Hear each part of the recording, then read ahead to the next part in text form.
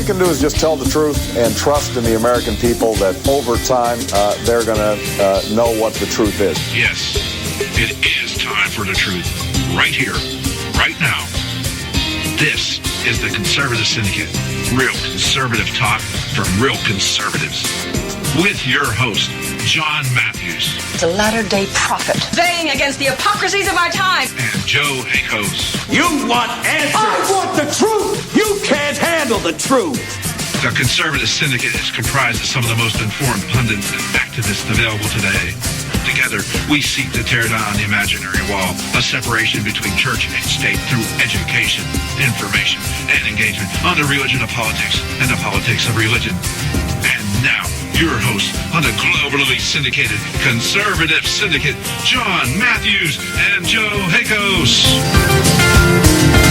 Hey, how we doing out there tonight, this afternoon, this morning, no matter where you're at, you're somewhere out there. I mean, you might be just sitting down to breakfast, you might be sitting down to dinner, you might just be sitting around, but it is time once again for the Conservative Syndicate, real conservative talk from real conservatives. And I tell you what, we may be a dying breed, we conservatives, but we're going to go down swinging if we go down. But we're not giving up here. We're not giving up. If you were listening to the show yesterday, I am sick and tired. Yeah, we're sick and tired. That's what it's coming down to. We're sick and tired. We're mad as hell, and we're not going to take it anymore. And we're gonna do everything we can. After the ruling by the FBI, or the decision by the FBI to not recommend indictment on Crooked Hillary, I'm going to cop Donald Trump's name for her. You know what? Okay, all the gloves are off. This is it. Toe to toe. All right? This is what we're going to do. Everything in this show from now till November is going to be about ripping this bitch a new butthole. Okay? That's what we're going to try to do. We're going to try to do the best we can. And we'll do it the way that we always do it, though, by educating, informing, and engaging you, our listening audience. And we're going to do it with facts, something that liberals just, it's like showing a crucifix to Dracula. Well, they don't care about facts, John. You know better. Facts don't matter because you know what? It doesn't. What really matters is what they want. They don't care about facts one bit. Obviously, look what the facts that were presented yesterday in the FBI director's little speech to the nation that said, "Hey, if you weren't Hillary Clinton, you're going to get put in jail. But if you're Hillary, don't worry about it. It's all, bada bing, bada boom. It's okay for you, Hillary." Yeah, I like that. It should have been the State of the Soviet Union message yesterday. He just to lay it out so plainly, and in so many, I like I said yesterday, I was just totally, as I'm listening to him, and I'm like, oh man, yeah, he's making quite a case here. Oh yeah, man, this is it. Oh yeah, she's going down. Wow, I didn't think he would actually do it. Now all of a sudden, boy, talk about bursting my bubble. Psych! Yeah, that's not going to happen today. And obviously, she clearly lives above the law. Oh yeah, and I'm really getting a kick out of how the media, the leftist media, is trying. I started laughing when I read about 2 or 3 paragraphs of this one article. Somebody from MSNBC wrote it. I don't know who it was. One of those mad dog idiots over there. And talking about how, well, she's not really off the hook because the Attorney General can still make a determination. I'm like, you got to be freaking kidding me, dude. The Attorney General refused to recuse herself, as some people said, well, she recused herself. No, she didn't. She just said she would follow the recommendations of the FBI. Well, even that, just to imply that there's some sense of objectivity out of the Attorney General's office. Yeah, they might just do it on their own. Yeah, right. Do what on their own? Oh, you mean provide security for her next campaign event? Oh yeah, tell me about how Attorney General Loretta Lynch is going to take it upon herself to go after the woman that Barack Obama has openly coronated. Yes. Yeah, on purpose, lets Hillary Clinton talk behind the presidential seal nothing. Nothing subliminal there, Hello there, Hillary. Talk behind my seal here. Doesn't that look good on you today? Well, I was wondering, how long is it going to be before the media actually gives the obligatory mention of the fact that Hillary Clinton is being flown around by taxpayers on Air Force One with Barack Obama. Oh, they won't tell it about the taxpayers, but they'll say about, hey, she's out on Air Force One. Isn't that awesome? She's getting used to the idea of being back on the airplane. Yeah, well, I think, like I said, they'll make some kind of, there'll be a little noise, a little ripple in cyberspace, but it'll probably be sometime after they get done making such a big deal about Donald Trump's Jewish star tweet. They still got a few more days they can wring out of that. And it's really important. Yeah, somebody will make some obligatory thing, along the lines of MSNBC. It'll be kind of like, this is just not proper. No, they won't say it's not proper. They say, is this proper? Is this proper and ethical for the president to be flying around the candidate, the one that he's endorsed to replace him on the taxpayer dime? Is this unethical? Geez, maybe we should have a panel on this. Let's get 15 people into our studio audience and ask them if they think it's ethical or not.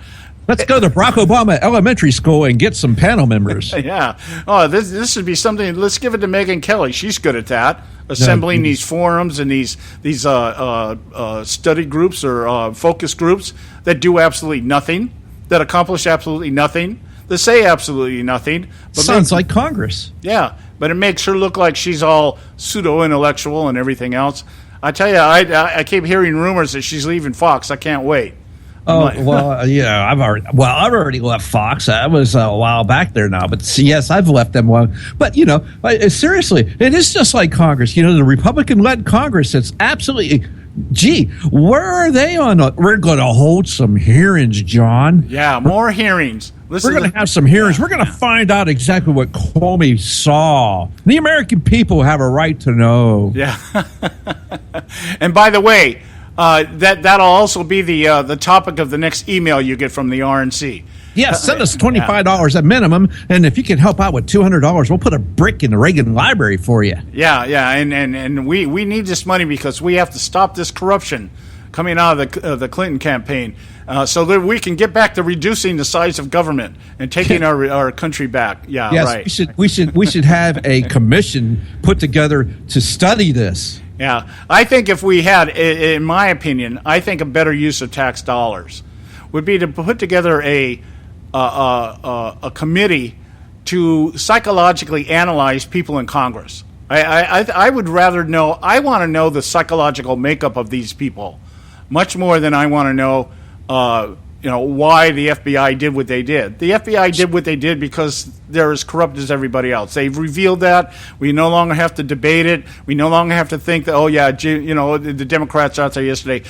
the Republicans, how dare you attack the integrity of of James Comey, such a man of integrity and trust. And I guarantee you, if he had recommended indictment, it would be completely the opposite today. They'd be out there going, he's a commie-loving, Trump-supporting, hood-wearing, part of the right-wing, vast right-wing conspiracy, Absolutely, yeah. All of that. He would just, I think better spending our tax dollars would be, we pay for a 5-year vacation for every single member of Congress and let them go on vacation. Don't let them into the Capitol building whatsoever for 5 straight years. We would save so much money. Yeah, and we'd save so much hassle.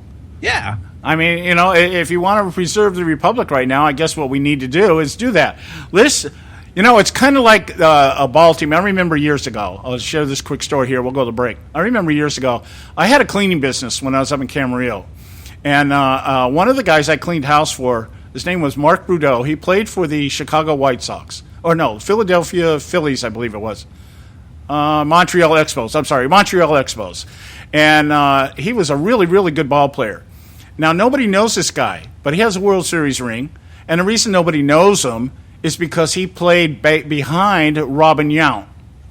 Okay, and Robin Yount is in the Hall of Fame, just a 25-year veteran, excellent ball player. And I asked him, why didn't you ask to get traded? He said they wouldn't trade me because I was too good. They didn't want to give me to another team. Okay, so they pay you to sit the bench. That's what we need to do with Congress. Let's just pay you to sit the bench. And in the meantime, we'll go out and recruit some new people that really know what they're doing. Somebody that'll actually represent us. One of us to represent us instead of people like you.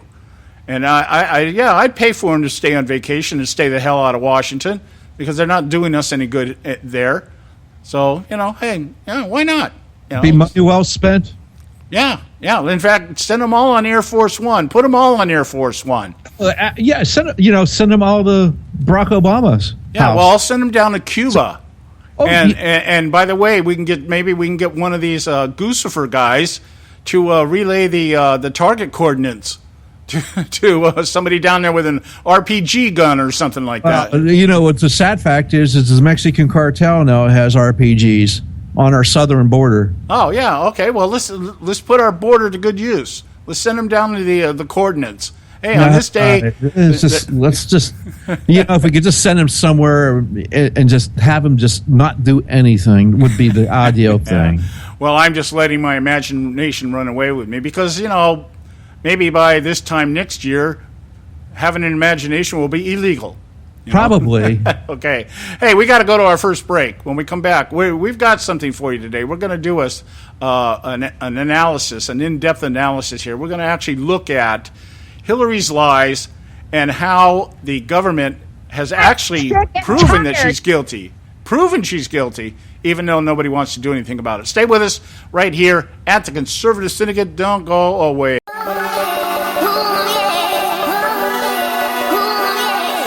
You can catch all our archives at theconservativesyndicate.net. The Conservative Syndicate. Real conservative talk from real conservatives.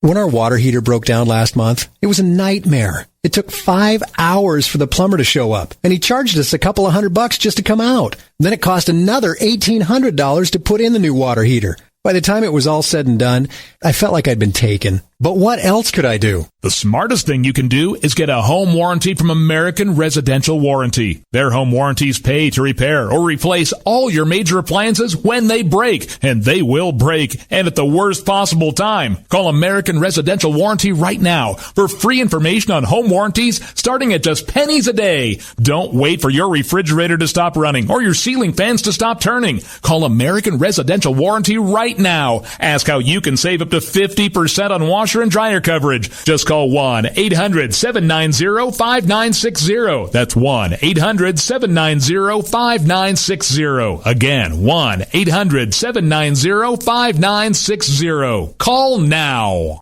Limited time offer, 24-month commitment and credit qualification require cancellation fee, auto pay, and paperless billing and other restrictions apply. If you can't see the difference, why pay the difference? Switch to Dish for the best deal in entertainment. Only Dish brings you the best in entertainment for less than $20 a month. Cut the cable and don't get directed. Switch to Dish because at just $19.99, Dish saves you every time you turn on the TV. It's so simple. The same channels cost less with Dish. So since you can't see the difference, don't pay the difference. Switch to Dish for the best deal in entertainment. Get premium movie channels free for 3 months, starting at just $19.99. Dish saves you every time you turn on the TV. Call now to save with Dish. Dial 1-800-600-1645. That's 1-800-600-1645. The same channels for less than $20 a month. Dish. Call 1-800-600-1645 for details.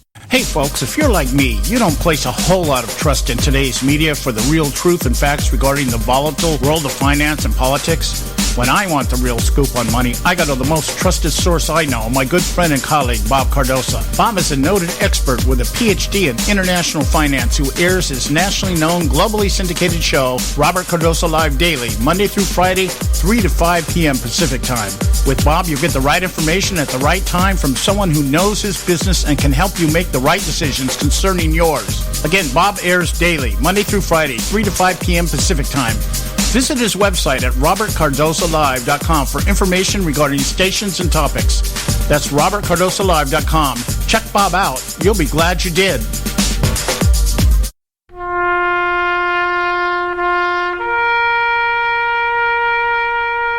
Read something recently worth thinking about. It's the soldier, not the campus organizer, who's given us freedom to demonstrate. It's the soldier, not the reporter, who's given us freedom of the press. It's the soldier, not the poet, who's given us freedom of speech.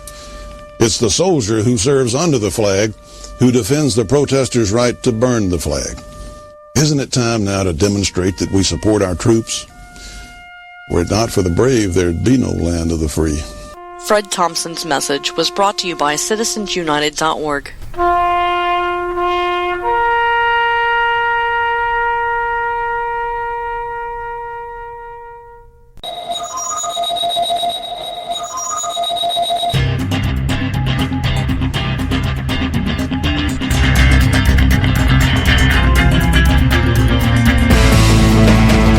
Well, we're back, and you are listening to the Conservative Syndicate. Real conservative talk from real conservatives. I'm your host, John Matthews, along with Joe Hakos. Now, what we're going to do today, the way I got this set up here, and I hope my mouse fingers here are working the way they're supposed to work. And what I did was I put together, based on an article that Joe mentioned briefly yesterday. I think it was when Don was on, and Don Dix was on with us. And the name of the title of the article was something along the line of FBI Director Comey obliterated these Hillary talking points, as if it means anything right now. What difference does it make at this point that he obliterated her talking points? But what we're going to do is Americans need a champion, and I want to be that champion. So we're going to kind of talk about this. She does. She wants to be your champion, John. Yeah. She just wants to do it by however she wants. She doesn't want to follow any rules. Yeah, well, champion is defined by Hillary Clinton. Yes. Okay, as is everything else defined by the left. Yeah, I want to be your champion. Yeah, I want to right. be your okay. champion. Yeah. Anyway, let me mention this too, just along that line. No, I'm not going to mention it. It's about Donald Trump. I've made a vow. I don't care what Donald Trump does anymore. I don't care. As long as he comes after Hillary Clinton, anything else he does is irrelevant to me. Okay? I don't care if he tweets with the Star David or if he tweets with the Ku Klux Klan. I don't care anymore. All right? I just go after Hillary. Do what you need to do here, Donald. Go after this woman and go hard. Okay? Now, but what I wanted to do here is this article written by Chuck Ross, Ross. I forget what publication we got this off of. This was the Daily Caller. Okay, the Daily Caller. Okay, Chuck Ross over Daily Caller, and he gives talking points. I believe there's 7 of them, right? 6 of them. 6 talking points. 6. Yes, 6. That Comey relayed in terms of response, in essence, not responding to Hillary, but it answers Hillary's talking points. That's what that's the idea. Basically, she's been saying since day one with this investigation. It was almost 2 years in the making. Mr. Comey concluded, and I just saw an email that the Attorney General Lynch is going to close this email case without charges being filed. She's coming out and making her little announcement there. So she's following the recommendations of the FBI. Yeah. What a surprise. And she'll, of course, allude to all the hard work and honesty and objectivity that every leftist in America possesses today. And only her and Bill were just talking about grandkids when he waited for her in Phoenix. Which, by the way, I thought was kind of funny because I discovered that she has no grandkids. Oh my goodness! Well, that's good. I'm glad she doesn't have grandkids. I wish none of these people had children. Yeah, and you know how I found out about it? Somebody asked Donald Trump about it, and he said, "Well, she doesn't have any grandkids." And he said, and "By the way, Bill Clinton only has 2, and they're both infants. How much can you talk about them?" You know, he said, even with my kids, I talk to my kids, you know, I talk about my kids maybe 15, 20 seconds. What do you got to say after that? You know? Yeah, what are you doing for the next 25 minutes? Yeah. Oh, that's right. That's right. You're going, hey, this is how we're going to do this. And just as soon as Comey comes out and does his thing, Hillary will be out with Barack on a little campaign event. And then the next day you can come out and say, charges, everything's gone. Time to move on. Yeah, time to move on. And so what we're going to do here, what she said for the last year and a half. Yeah, we're going to take all these talking points, and we're going to present the evidence that everyone admits is there, even Hillary Clinton admits is there. Okay, it's just you know, with the Clintons, it's always, it all depends what is. Okay, you know, that's the thing. It's not that the stuff doesn't exist; it's how you interpret it. And that's what it's all about. How is it supposed to really be interpreted? And so what I did was, while I was putting together these things, I put together a clip here. It's a montage of Hillary Clinton's talking points, and then we'll read from two sources here. Either the IG report that actually got very little airtime from anybody when it came out, that basically reiterates in many ways, in some ways even more straightforward than James Comey's statements yesterday. And I thought, okay, let's say what these agencies had to say in line with what Hillary Clinton presented the public for the last, 2 years or however long we've been going through this thing. Yeah, almost 2 years, basically, yes. Okay. So, and then you people out there, I'm sure that if you're listening to this show, obviously you have some level of intellect. And, of course, liberals listening to the show, that might be questionable. It might just be because you really want to hear the adults talk. And so let me just put this out, because I know our listeners are probably wondering, oh, man, so how long, if Mr. Trump wins the presidency, can he go after her for this? Well, I'm sorry, but the statute of limitations, I believe, is over in 2018. So he's going to have to do it rather quickly. Yeah. So she won't be able to Well, can she pardon herself? I don't know. That would be a first, I imagine. Well, I don't know. What I would hope Trump would do if he wins is just, now it's time to put everything Clinton behind us.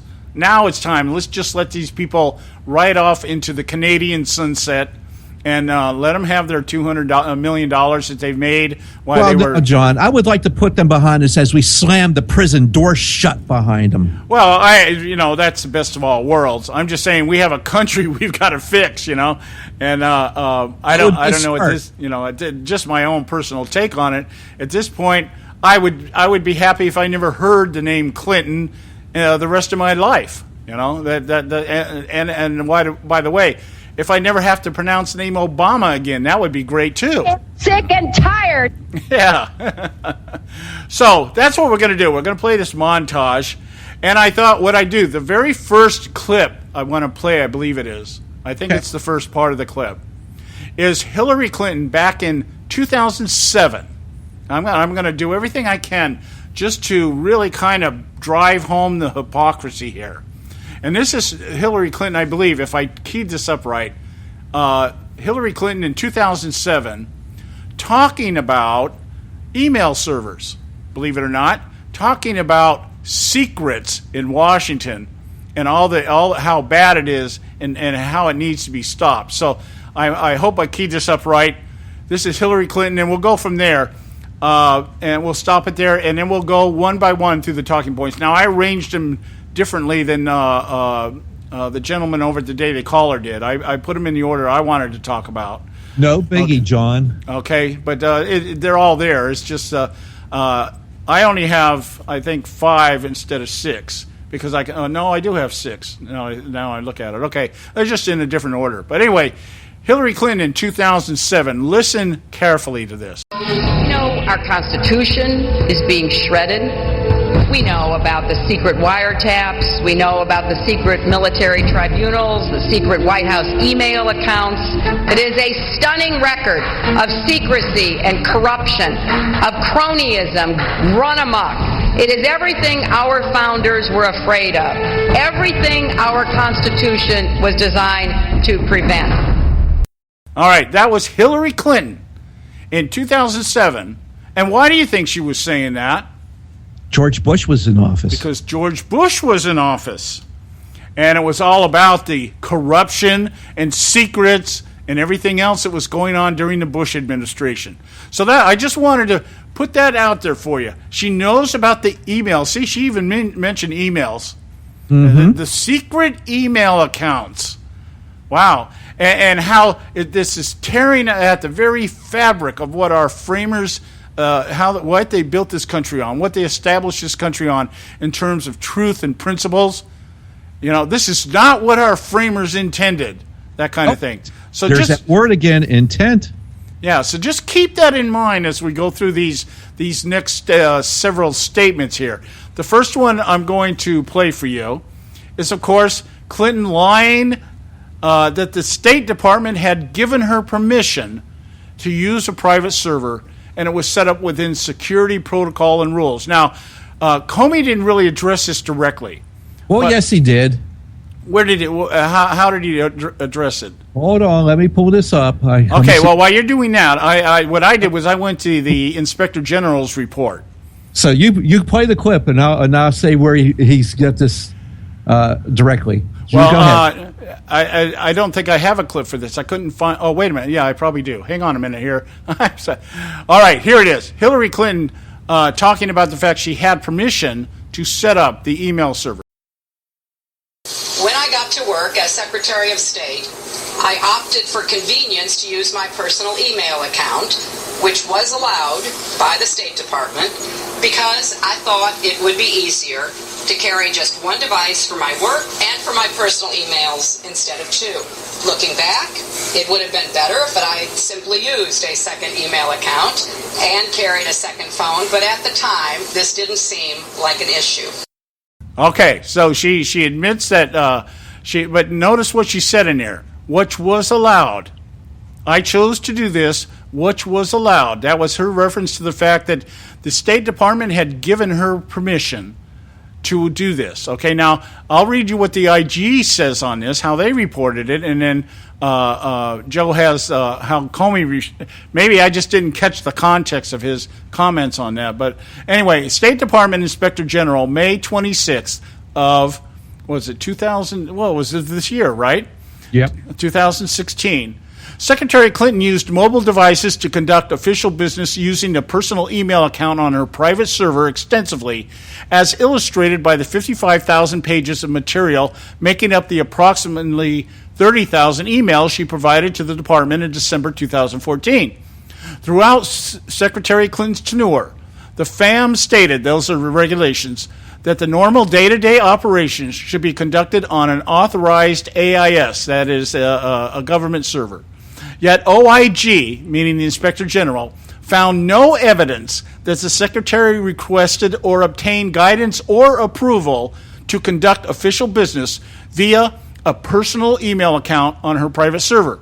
According to the current CIO, Chief Information Officer, and Assistant Secretary for Diplomatic Security, Secretary Clinton had an obligation to discuss her personal email account to conduct official business with their offices, who in turn would have attempted to provide her with approved and secure means that met her business needs. However, according to these officials, the DS, the Bureau of Diplomatic Security, and the IRM, Bureau of Information Resource Management, did not and would not approve her exclusive reliance on a personal email account to conduct department business because of the restrictions in the FAM and the security risks in doing so.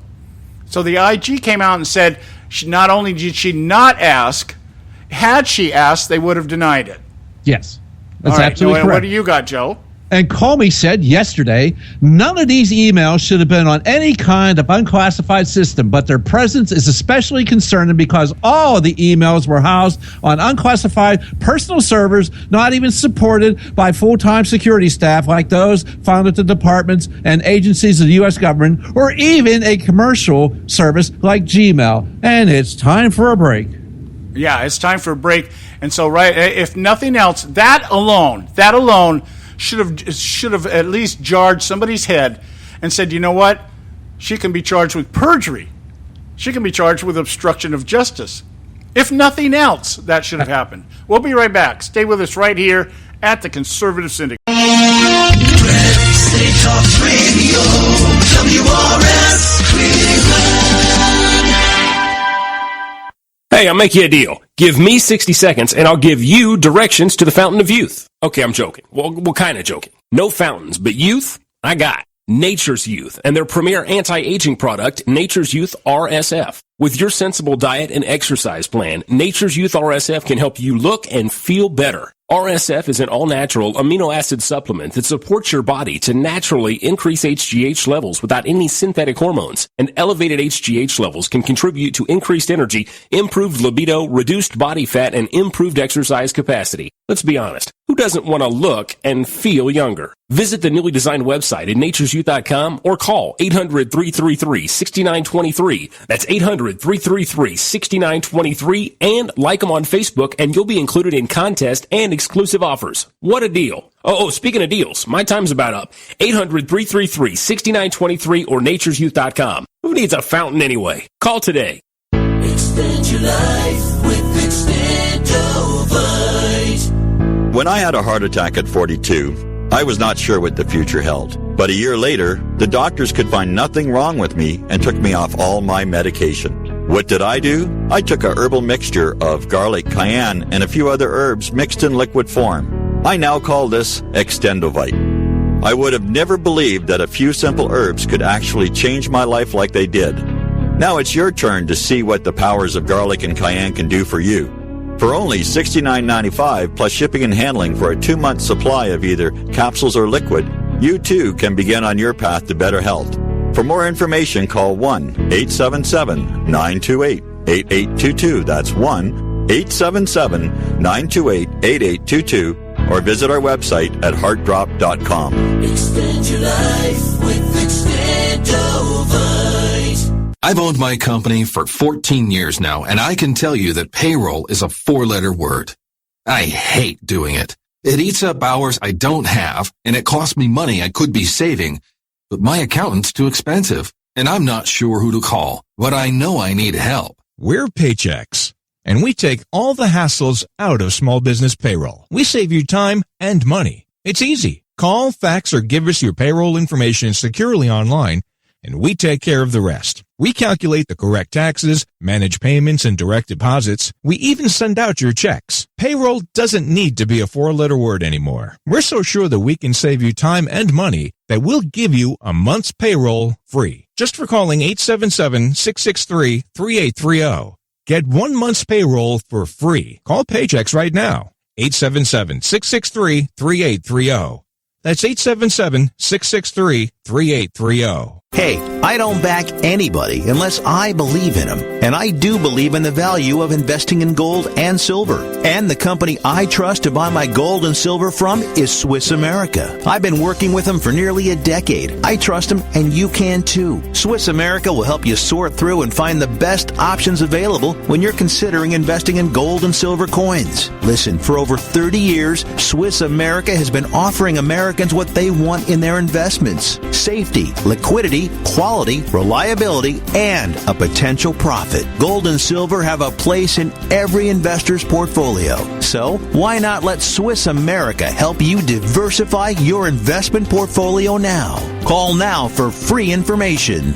800-978-3907, 800-978-3907, 800-978-3907, 800-978-3907. Hey, Bugsy, you hear the news about Vinny? Yeah, it's a real shame he owed money to the IRS and they finally cut up with him. Just like Al Capone. If the IRS can get to Capone, imagine what they can do to little old Vinny, huh? Poor cat, he was on top of the world, then bada boom, bada bing. What Vinny needs now is an offer he can't refuse.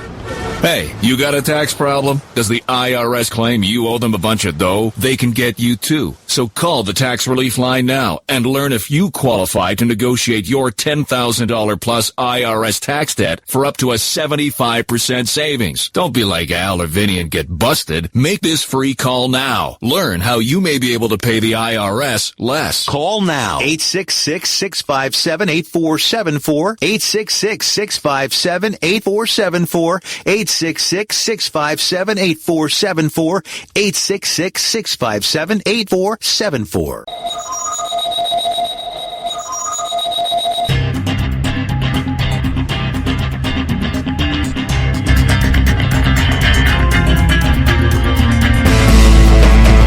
All right, hey, we're back. The Conservative Syndicate, real conservative talk from real conservatives. I'm your host, along with Joe Hakos. And hey, look, we're going through these the Hillary talking points, and showing you or giving to you for your education and information purposes exactly what was found and discovered, whether it be the Inspector General's report or James Comey's alleged investigation here on Hillary Clinton. And both of them, I think, pointed out very well everything she did wrong, and pointed out the violations, and just determined the IG report, actually couldn't do much other than what they did. But the FBI certainly could have done more than what they did. So we're just going to give it all to you, our listening audience, so that you can make your own mind up here. And you can't blame us angry white men here for this. We're giving to you the facts. If you got the IQ of seaweed, you'll be able to see this. Okay, it's that simple. It really is. Politics is really simple.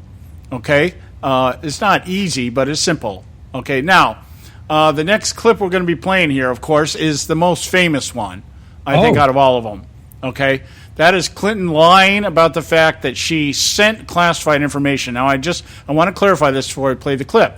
She initially said that there had been no classified information received from her. I'm sorry. She had received no classified information, and she did not send any classified information. Well, that was debunked pretty quick. So then it came down to the big thing was it wasn't marked classified. Okay? And then it got down to when they found out they were classified, some were classified, and were marked classified, then it was, well, the system that we have is so screwed up that nobody really knows what's classified and isn't. Okay? So that was the progression of the talking point. It was, I didn't do anything wrong, to, I didn't know I did anything wrong, to, it was everybody else's fault, something wrong was done. Okay, so that's how it went. But here's the clip coming from Clinton herself, and then we will produce or we'll present the evidence contrary to what she says. I did not email any classified material. There is no classified material. Nothing I sent was marked classified or that I received was marked classified. Let me just clarify. The State Department has redacted and declared 2,101 of your work emails classified, at least at the confidential level, 44 classified as secret, 22 classified as top secret. So you said at a March press conference in 2015, quote, I did not email any classified material to anyone on my email. There is no classified material. So can we say definitively that that statement's not accurate? No. You can't. Here's what happens. The State Department has a process for determining what is or isn't classified. If they determine it is, they mark it as classified. Well, who decides? The State Department decides. But what about you when you're typing an email? No, the State Department decides what is, and let me go a step further here. I will reiterate, because it's a fact, nothing I sent or received was marked classified.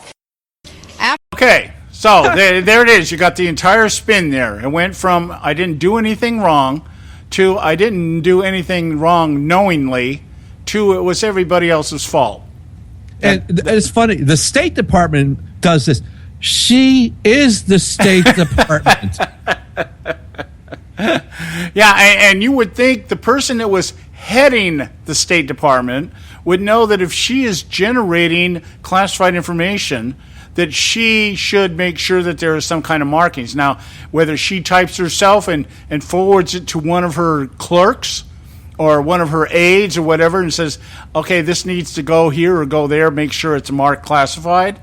Yeah, you know? Okay. Well, Comey yesterday said, for example, 7 email chains. Now, email chains. Now, we're talking about more than one person, okay? This is an email chain of a series of emails, all right, from to Hillary Clinton. So 7 email chains concern matters that were classified at the top secret special access program level when they were sent and received. These chains involved Secretary Clinton both sending emails about those matters and receiving emails from others about the same matters. That's from Comey. Right, and the other thing he said was from the group of 30,000 emails, that's the 55,000 emails, or 55,000 pages that consist, and you narrow that down. When you got to get that relationship. 55,000 pages equals 30,000 emails. That's the formula there. Returned to the State Department. These are the ones that she turned over to the State Department. 110 emails in 52 email chains have been determined by the owning agency. That means the agency from which they originated, which would be what? The State Department? Could be the State Department. It could be the FBI. Could have been the CIA. It could be Homeland Security. Yeah. It could be Barack Obama's office. It could be anybody. Right. So the owning agency and all these emails, the 52 email chains have been determined by the owning agency. That means each agency owned up to it. Each agency acknowledged or verified that to contain classified information at the time they were sent or received. 8 of those chains contained information that was top secret at the time they were sent. 36 chains contained secret information at the time, and 8 contained confidential information, which is the lowest level of classification. Separate from those, about 2,000 additional emails were up-classified to make them confidential. That was when Clinton started using the talking point, they weren't classified when I received them or sent them. And they were up-classified. They were classified later on, meaning that they were sent without ever being classified to begin with. All right, so that in and of itself, we've talked about it on the show. Classified information becomes classified when it is born, meaning when it is discovered. As soon as it's discovered, it doesn't even have to be spoken out. It doesn't have to be emailed to anybody. As soon as you learn the information, it becomes classified. And so what they're saying is there were 2,000 additional emails that were never determined whether they were classified or not, but they were classified once they were found, and they were marked confidential. Okay, and let's clear this up here. That's we got to understand what's going on here. So, John, we heard Hillary Clinton said she never sent any classified emails from her server. She never sent or received any classified emails from her email server. Is that correct? Yeah. Servers, actually. Yeah. So. Is that correct? Is that what we heard from her? Well, that's what we heard in the beginning, and then we heard that it was from her. Then She said those words basically. I did not send classified emails. Right, and right at the end of the clip there, you heard her. I will reiterate once again. That I didn't do it, but it was the word addition was marked classified. Oh, bullcrap! That's bullcrap. So basically, as Comey said. Yeah, there's a whole bunch of emails that were classified going to and from your email servers. And that's the other important point we need to make sure that people understand. It just wasn't one server, as everybody would be purported to say. It was multiple email servers and multiple phones. Yeah, and see, that's our next clip. You led right into our next clip. Oh, my goodness, no way. Okay? Clinton lied to us that she turned in all of her work-related emails. All right, the 30,000 emails we just talked about here that took up 55,000 pages, she said was all of her work-related emails. Okay, everything that she thought could possibly be considered work-related, and what we found out that wasn't true either. Here's the clip. We'll play this, and we'll go to the break, and when we come back, we'll offer up James Comey's response to this talking point. So here's Hillary Clinton talking about her turning over all of her emails that were work-related. After I left office, the State Department asked former secretaries of state for our assistance in providing copies of work-related emails from our personal accounts. I responded right away and provided all my emails that could possibly be work-related. which totaled roughly 55,000 printed pages, even though I knew that the State Department already had the vast majority of them. Okay, now let's just put this in historical chronological order here. She says she responded, and notice how she worded this. Other Secretary of States were asked to do the same thing. Did you catch that? I just responded in accordance with the request, along with other former Secretary of States, to turn over all their emails. Well, they've already done that. Okay, now here's the other thing. She said, I responded immediately. It was 21 months after she left office that she turned these emails over. I don't know. Maybe that goes along with the fact that you've been in the Senate for 9 years and it's still not enough time to get anything done. Maybe 2.5 years is immediately in liberal speak. But the point is, both the two lies there is that she was asked to do it in accordance or in conjunction with other Secretary of States being asked the same thing. Now, the best we could say that may be the case, but I can guarantee you other Secretary of States were asked because she was the one that initiated this whole thing. Well, she's supposed to do it upon leaving her position there under the Federal Records Act. Yeah, and then to say, I immediately responded 21 months after she was out of office. Yeah, okay, that's 2 years.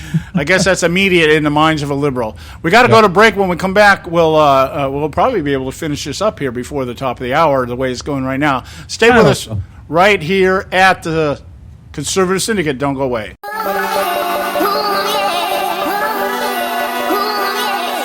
You can catch all our archives at theconservativesyndicate.net. The Conservative Syndicate. Real conservative talk from real conservatives.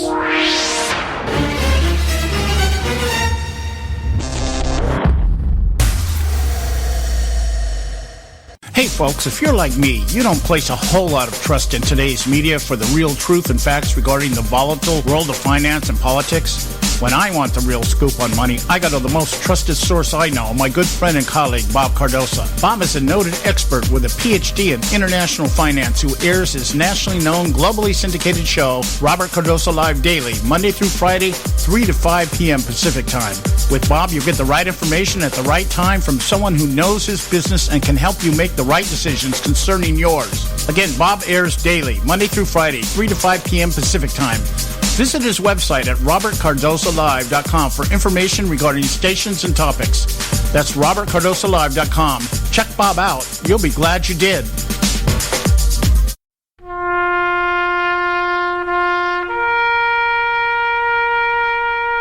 Read something recently worth thinking about. It's the soldier, not the campus organizer, who's given us freedom to demonstrate. It's the soldier, not the reporter, who's given us freedom of the press. It's the soldier, not the poet, who's given us freedom of speech. It's the soldier who serves under the flag, who defends the protesters' right to burn the flag.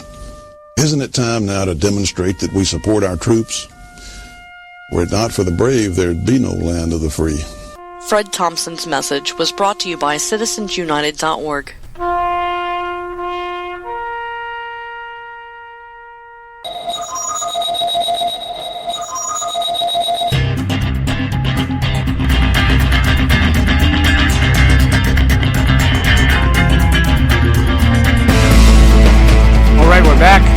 Conservative Syndicate, real conservative talk from real conservatives. I'm your host, John Matthews, along with Joe Hakos. Hey, we just want to remind you, visit our website. In fact, you should listen to the show a couple of times, this particular show, a couple of times, just so you can really get it ingrained in your mind what we're talking about here. We're talking about blatant lies, blatant covering up, blatant everything, including denial by the very agencies that were instructed to find the truth, found the truth, gave us the truth, and then decided to do diddly squat about it. And I don't know how else to put it. It's a sham. It is a shame. And our framers have got to be turning in their graves right now. I can't imagine if any of them were alive today, they would look around and say, yeah, this is what we had in mind when we established the Republic. You know, anyway, our next clip here. Let's finish up the other one. We were talking about Clinton telling us that she had turned in all of her related emails. She had done everything, and she did it quickly and promptly. Yes, sure she did. Yeah, and she did it only really because it had been asked of her and other previous secretaries of state to do so. It wasn't about her.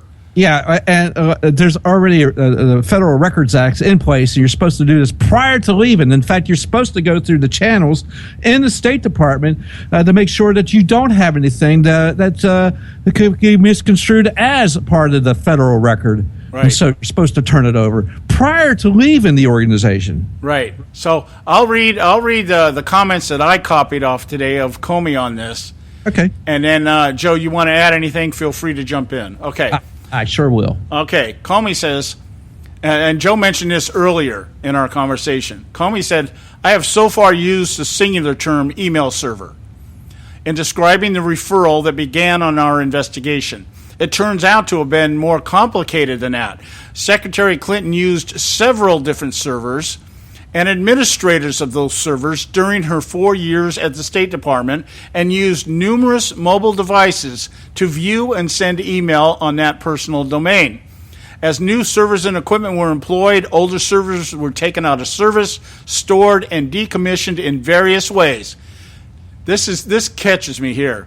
Piecing all that back together to gain as full an understanding as possible of the ways in which personal email was used for government work has been a painstaking undertaking requiring thousands of hours of effort. For example, when one of Secretary Clinton's original personal servers was decommissioned in 2013, the email software was removed.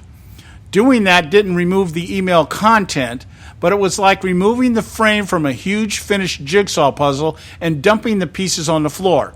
The effect was that millions of email fragments end up unsorted in the server's unused or slack space. We searched through all of it to see what was there and what parts of the puzzle could be put back together. Now, if the FBI couldn't put this all back together, what makes you think that Hillary Clinton, by the testimony of Huma Abedin, couldn't even didn't know how to use a computer? Everything was on her BlackBerry. Didn't even know how to use a computer. And if this was such a complicated system by the FBI, how would Hillary Clinton be able to stand in front of the American public and say that she turned over everything that was work-related? That in and of itself would bear questioning, just because of the fact he's saying, it wasn't just one email server. It wasn't that one sitting down in the basement in Colorado. There were several servers involved. And the software had been removed on some of the decommissioned servers, and it took us a long time to put together what we could put together. He also goes on later on to talk about the fact that we found additional emails out there that were work-related by going through the other chains of other people in the State Department. Well, let's get on to that part. Let's go. The other thing that Comey said, and basically he says, because she was not using a government account, let that sink in for a second, okay? Mm-hmm. Or even a commercial account like Gmail, that tells you how bad this email server that she had, and how secure it was. It wasn't even as secure as Gmail. Yeah. Okay. There was no archiving at all of her emails. So it's not surprising that we discovered emails that were not on Secretary Clinton's system in 2014. Yeah. She produced the 30,000 emails to the State Department that you were just talking about. Yeah. It would also be that some of the additional work-related emails were among those deleted as personal by Secretary Clinton's lawyers when they reviewed and sorted her emails for production in 2014. Yeah. Okay, and I'll add just a little bit more to that here. Here you go. Hold on. The lawyers doing the sorting for Secretary Clinton in 2014 did not individually read the content of all her emails, as we did for those available to us. Instead, they relied on header information and used search terms to try to find all work-related emails among the reportedly more than 60,000 total emails remaining on Secretary Clinton's personal system in 2014. It is highly likely their search terms missed some work-related emails and that we found them, for example, in the mailboxes of other officials or in the Slack space of the server. Okay, and we're going to hear that clip in just a moment here, where she explains to us, and where she explains to the American public that her lawyers did read every single email here. But let me follow up here with another statement here from Comey. He said the FBI also discovered several thousand work-related emails that were among the group of 30,000 that were returned by Secretary Clinton to state in 2014. We found those additional emails in a variety of ways. See, everything he's telling me is the way they went about finding all this information.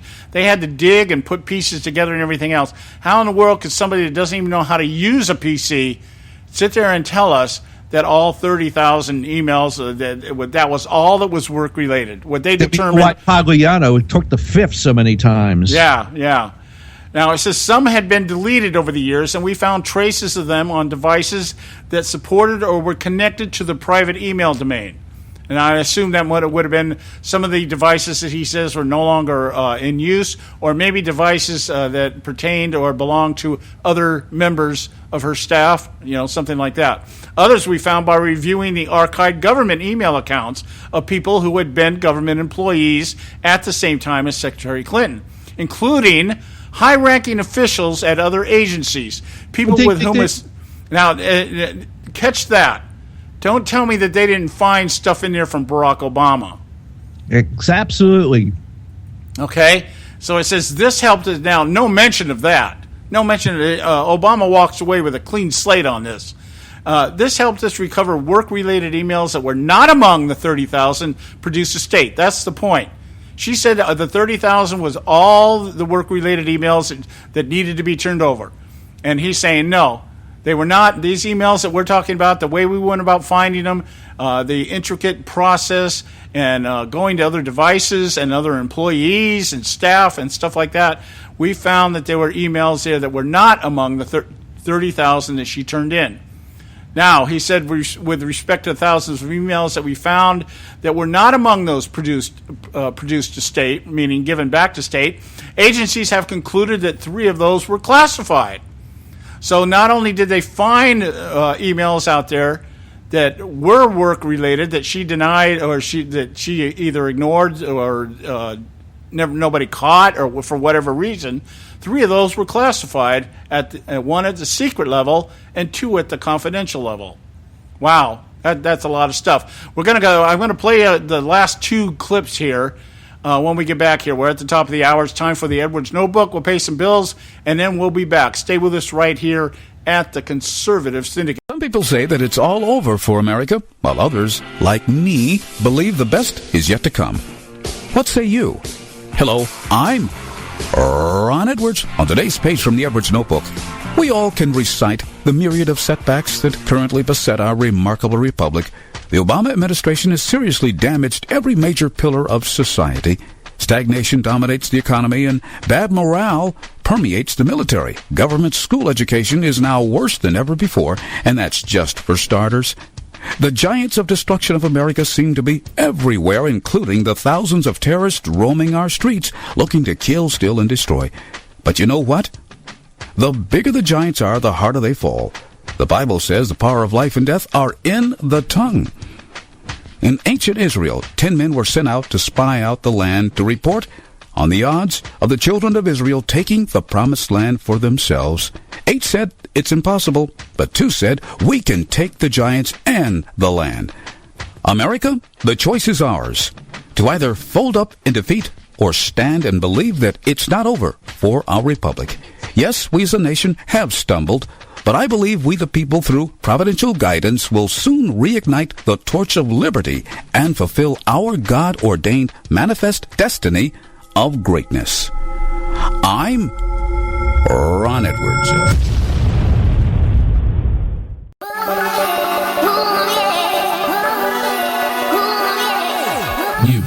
manage all our archives at theconservativesyndicate.net. The Conservative Syndicate. Real conservative talk from real conservatives.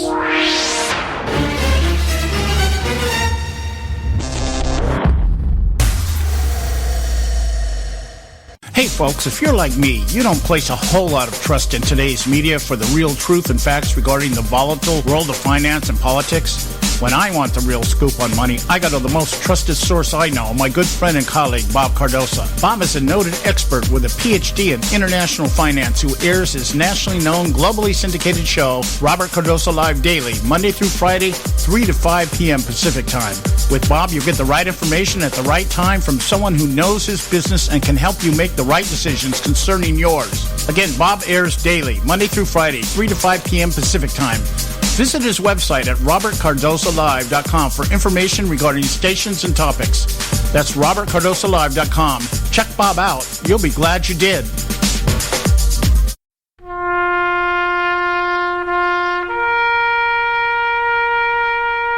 Read something recently worth thinking about. It's the soldier, not the campus organizer, who's given us freedom to demonstrate. It's the soldier, not the reporter, who's given us freedom of the press. It's the soldier, not the poet, who's given us freedom of speech. It's the soldier who serves under the flag, who defends the protesters' right to burn the flag. Isn't it time now to demonstrate that we support our troops? Were it not for the brave, there'd be no land of the free. Fred Thompson's message was brought to you by citizensunited.org.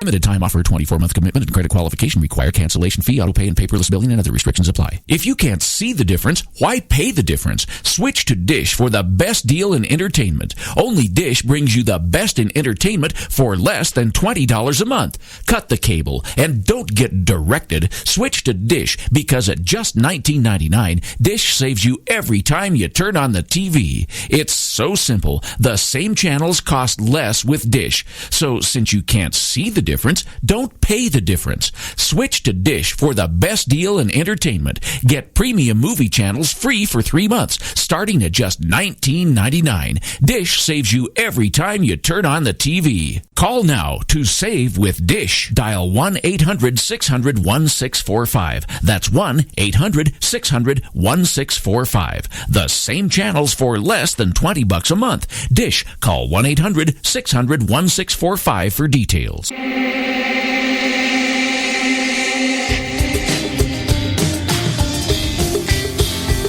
Hey, all you can do is just tell the truth and trust in the American people that over time they're going to know what the truth is. Yes, it is time for the truth. Right here, right now. This is the Conservative Syndicate. Real conservative talk from real conservatives.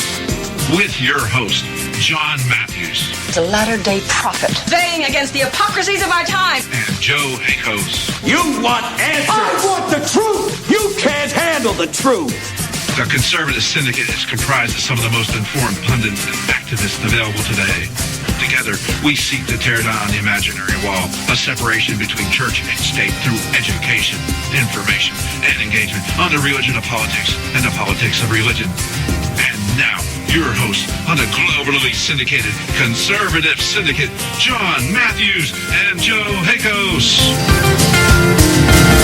Okay, hey, we're back. Hour 2 right here at the Conservative Syndicate. Nationally acclaimed, globally syndicated. Nowhere better to go for the truth. The whole truth and nothing but the truth right here at the Conservative Syndicate. And what we're doing is we are taking apart Hillary Clinton's emails, talking points, and we're doing it with the evidence that was presented by the agencies that were assigned to find it, in spite of the fact that everybody's just decided not to do anything about it because, I guess in the words of James Comey, we couldn't find a prosecutor that would take this case, with touch it with a 40-foot pole. No reasonable prosecutor would take this on. And there's actually something to that. To some degree. We're not going to talk about it today. We'll probably follow up with it maybe tomorrow about what his reasoning behind that. I've been doing some checking on, just out there kind of, other people are trying to assess the same thing we are. And some of the people are hitting the mark. And this whole thought behind James Comey's assessment that there really isn't anything here that they could prosecute. What he really was alluding to was something along the lines of, in terms of criminal charges. Of course, he says that everything that he was going into this thing with the mindset of trying to discover intent. And he says that's basically all the past cases that have been prosecuted were based on intent of the people that had violated or compromised security information. And he couldn't find the intent. So therefore, in his opinion, there wasn't any grounds for anybody to actually prosecute for criminal charges. However, he did allude to the fact that there could be departmental sanctions and things like that, as if that's going to happen. I mean, you got the Attorney General. She doesn't have a better ally right now than Loretta Lynch. And because of that, is State Department going to rebuke Hillary Clinton?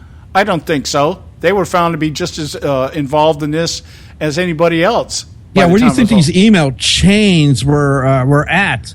Yeah. Talk about chains from Joe Biden, but these email chains that they went through the State Department and other various organizations, the NSA, the CIA, the Obama administration, I don't know, the Department of Treasury, other embassies throughout the world. Yeah, I the guess State Department's heavily involved. Remember, we said this before. Somebody in the State Department is in trouble for this. Yeah. They just haven't been able to. I guess they just have not come to that place where they've been able to find somebody that would fall on their sword.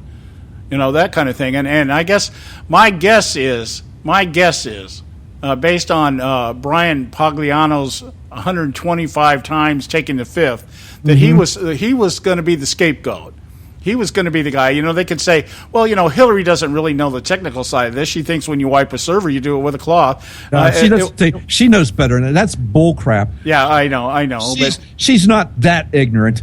No, and I would just about bet you that in the early planning of this, Pagliano was going to be the scapegoat. Yeah, absolutely. And then they offered him the immunity, and because nobody else, because you don't just set up these servers multiple times to include different devices as they upgrade and get, quote unquote, better and more powerful, blah, blah, blah. Yeah. I'm sorry, Hillary. This is just, again, it doesn't add up. But then again, she never intended to, John. No. It was the whole plan from her side of it was to simply wade through this and let it work itself, wear people down and come to that place where it's kind of like, fall into, like I said, the yesterday's news bin, and that's what we're going to hear from now on. If Trump tries to bring this up during the campaign, and I would do it anyways, he needs to do this anyways, we're going to do it. We're going to beat this thing to death. You guys will, by the time we get done with this, you should be able to recite James Comey's press conference that he gave yesterday. It's only 15 minutes, doesn't take a whole lot. I'm already in my mind, some of these phrases I can already recall just from reading them. And, you may think, you're being redundant or, we are. All right. And we're doing it for a reason. Email change. Just think of that. Email change. That's just not Hillary Clinton to like Cheryl Mills. That's Hillary Clinton to Mills, Blumenthal, and 5-10 other people. Yeah, well, when you never looked at her emails, you can see that. When you hear something like 52 email chains, I mean, that in and of itself, the light should go on, and you think, okay, how many links in the chain? Yeah, how many people is that involve? Yeah. Think of those little messages you get in your emails or your Facebook page where people want you to send this to 10 other people so that you'll receive the winning lotto numbers, that kind of stuff, and just take those numbers and multiply them in your mind. How many people does an email chain like that go to? Okay. I find this funny. I went through the internet here, and I'm looking at Hillary Clinton, and so I went through and then here's an article from Time. This is back on March 18, 2015. Okay, over a year ago. All right. Questions remain after Clinton camp discloses reading each email, and I found this is very, very funny. This kind of very telling. Clinton spokesman Nick Merrill told Time that her lawyers use keywords and other filters in addition to reading each document individually. Not in lieu of that process. Every one of the more than 60,000 emails were read, Merrill said. We apologize if the fact sheet wasn't clear enough on this point. A person familiar with the effort and said Clinton's attorneys read every line of the email cache. Yeah. We're gonna get to that here. I'm gonna go to our break right now, and then I've got two more short clips here, or two more remarks made by Hillary Clinton in our segment here, in terms of just responding directly as to what she said, as to what James Comey and the IG report said. We're going to talk about both of those when we get back in this next clip. But stay with us right here at the Conservative Syndicate. Right now it's time for Moments of Madness. We'll be right back. Today on Moments of Madness.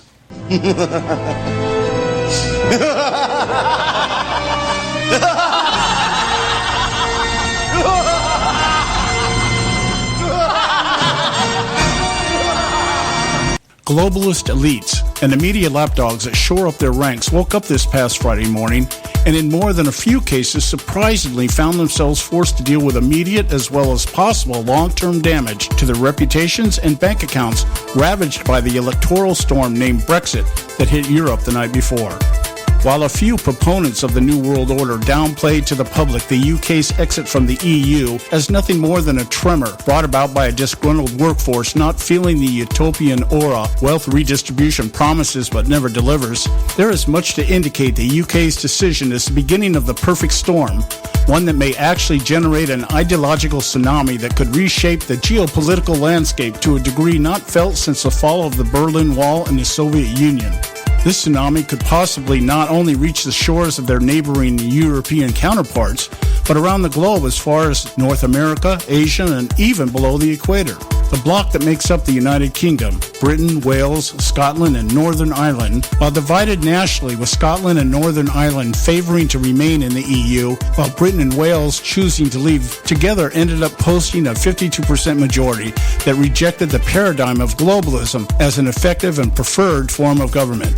This indictment of collective ideologies that feed the egos and ledgers of power-hungry elitists becomes even more damning when we view the outcome was achieved in spite of massive campaign spending by EU members, trade threats rendered by world leaders like Barack Obama, and prophecies of financial doom by billionaire hedge fund managers like George Soros and Warren Buffett.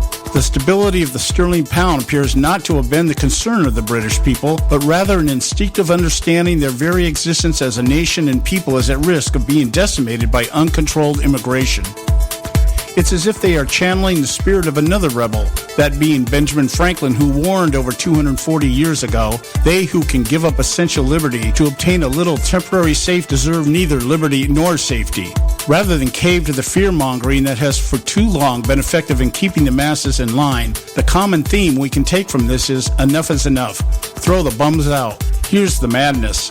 Like the graffiti etched into the clay walls of imploding Rome or painted on the Berlin Wall in plain sight for all to see. Ideological collectivism touted in any form, regardless of perceptions of good intent conveyed by its proponents and planners, will only be tolerated by those subjected to it until such time as it can be obliterated by the very people it enslaves. Yet those who hold dogmatically to various hybrids of communism continue to perpetuate the deception that to surrender one's individuality and the rights inherent to such stature in favor of joining the ranks of true believers is the only true means by which universal peace and socio-economic order can be sustained, in spite of all historical evidence to the contrary. Is it willful ignorance of the obvious, or an undeterred determination to do what's right? I think not. It's because deception serves as a means to an end, their end. And while it may be true to some degree, those who join the ranks of true believers may obtain a little temporary safety and security, as Franklin once quipped, natural law mandates they eventually rejoin the ranks of the disgruntled and disenfranchised to once again roam the decrepit streets ravaged by collective barbarism, with little choice but to tag graffiti on the decaying walls of the stores they loot. And the storm begins another cycle. Such it is right now across America. We, the benefactors of the great experiment of republicanism, face our own storm. This storm, not unlike the one that hit Europe this past week, threatens our very existence as a republic, a nation, and a people should we not take the necessary steps to prepare for it.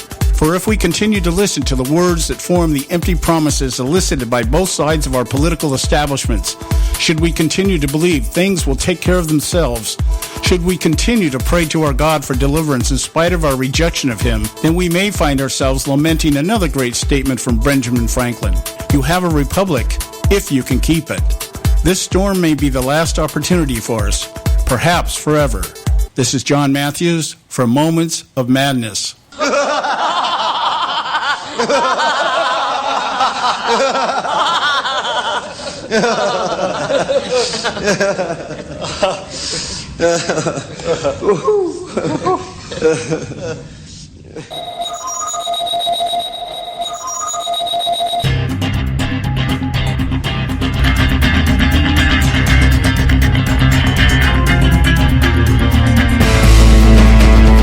All right, here we're back.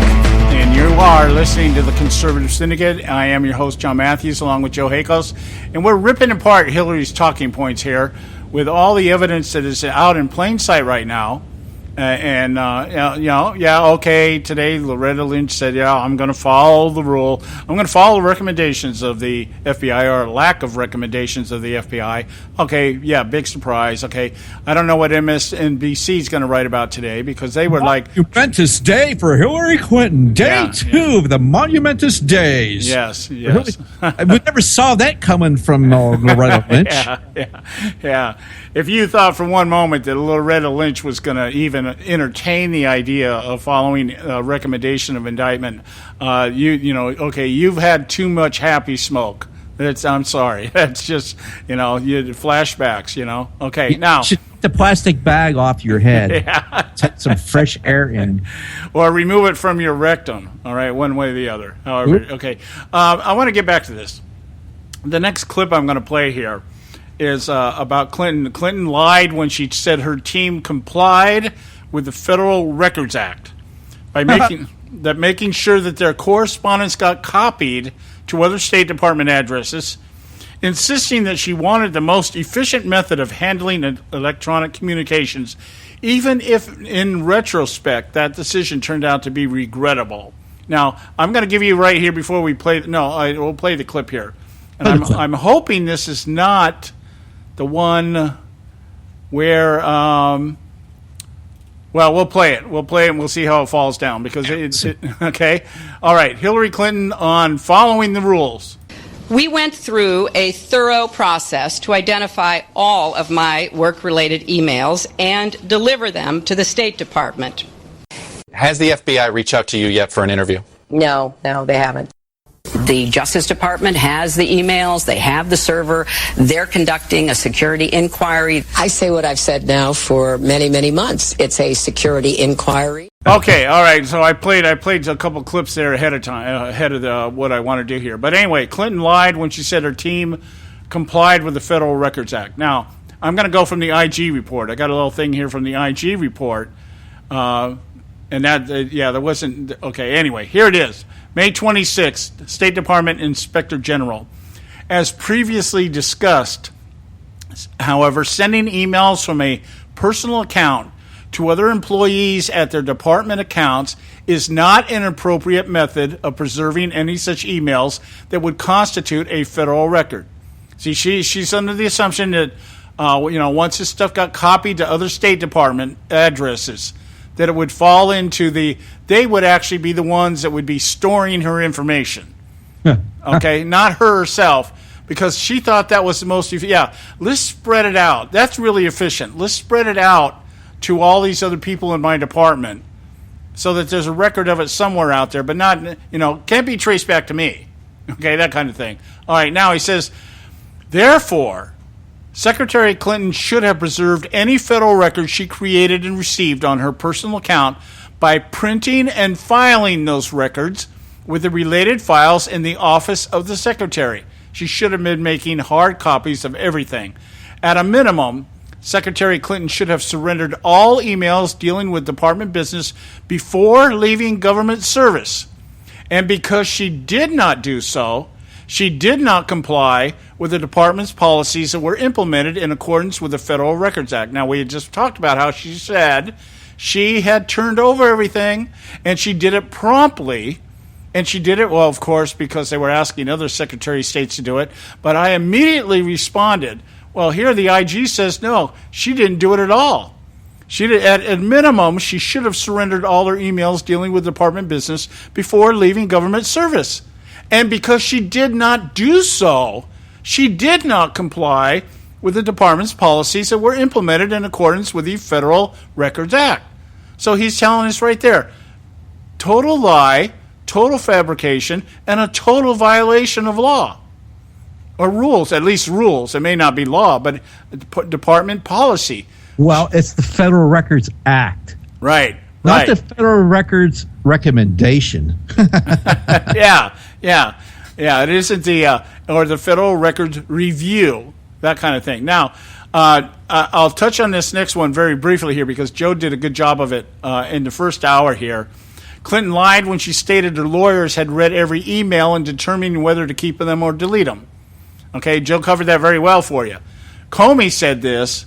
Comey said the lawyers doing the sortie for Secretary Clinton in 2014 did not individually read the content of all her emails, as we did for those available to us. Instead, they relied on header information and used search terms to try and find all work-related emails among the reportedly more than 60,000 total emails remaining on Secretary Clinton's personal system in 2014. So, in addition to the 55,000 that she said, 55,000 pages, which was 30,000 emails, he says there was another 60,000 total emails remaining on her personal system in 2014. It is highly likely their search terms missed some work-related emails and that we later found them, for example, in the mailboxes of other officials or in the Slack space of a server. It's also likely that there are other work-related emails that they did not produce to state and that we did not find elsewhere, and that now are gone because they deleted all emails and they did not return to state, and the lawyers cleaned their devices in such a way as to preclude complete forensic recovery. Now, that statement alone right there completely, in my mind, undoes his original or his overall perception that nothing was done with intent. Yes, and it also proves that she destroyed evidence that was under subpoena. Yeah, there you go. Obstruction of justice. Oh, yeah, that's what they would call that. Oh, my goodness. Yeah. So we have at least here 5 cases, 6, 7 cases of perjury. The article that I mentioned earlier in the show, at the beginning of the show, at 6, I had 7. Okay? And you just heard the clips of that. Clinton lied numerous times about being contacted by the FBI for an interview. Chuck Todd, the clip you were listening to was Chuck Todd asking her, have you been contacted by the FBI? And she said, no. No, I haven't been contacted.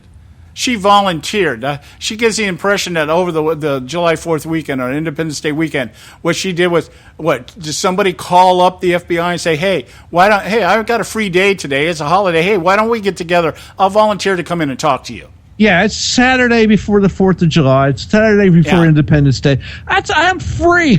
I finally got a spare minute to talk to you guys. Yeah, let me do my patriotic duty in spirit of the weekend, and I'll volunteer to come in. So, call somebody in off their holiday, and we'll sit down and we'll talk about this for 3.5 hours. Okay. As soon as they can get out. Well, they're not mine.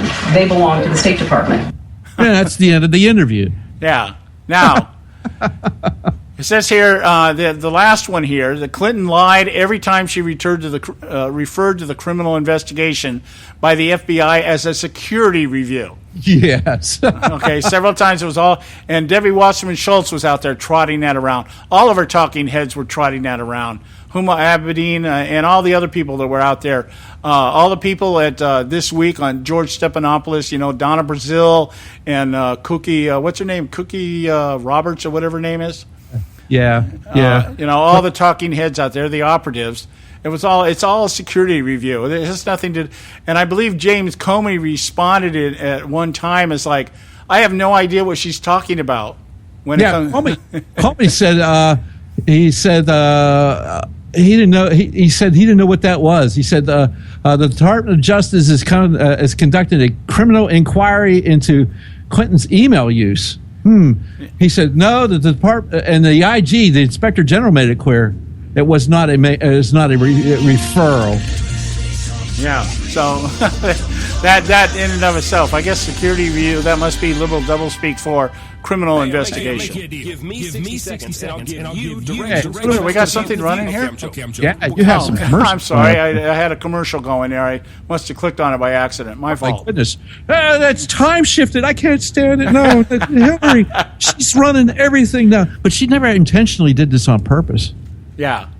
So, and just here, let me give you just a couple things here in the time we have here before we come to the bottom of the break. Looking at the IG report, and I think I'm going to go more in the depth of this tomorrow because the IG report is a little bit more, it has a lot more to it. There's a lot more substance to it. There's a lot more meat to it. Comey came out and basically gave you the talking points, the FBI talking points. Well, he gave you the highlights of it all, which would set up what you would think would have been a grounds for referral to prosecute. But no, that's not what he did. No. So, anyways, I'm looking at the IG report from the. This is pulled up from factcheck.org. One of the few times they've done something that I thought was admirable and honest. I'm actually going to pull up the entire IG report, but they do a very good job of highlighting some of the things here.